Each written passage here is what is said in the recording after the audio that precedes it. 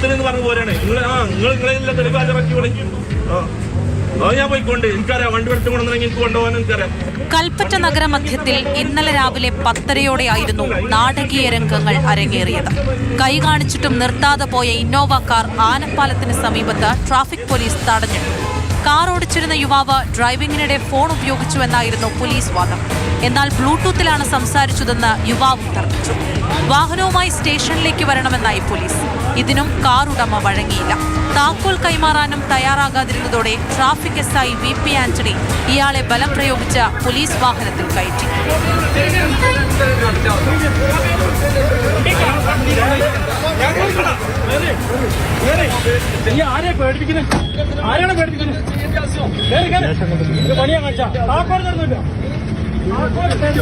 ഇതിനിടെ പോലീസ് വാഹനം ഓട്ടോറിക്ഷയിൽ തട്ടിയതും തർക്കത്തിനിടയാക്കി.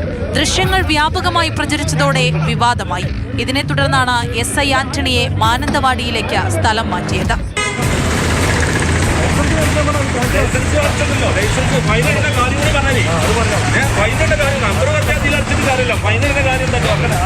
മാതൃഭൂമി ന്യൂസ്, വയനാട്.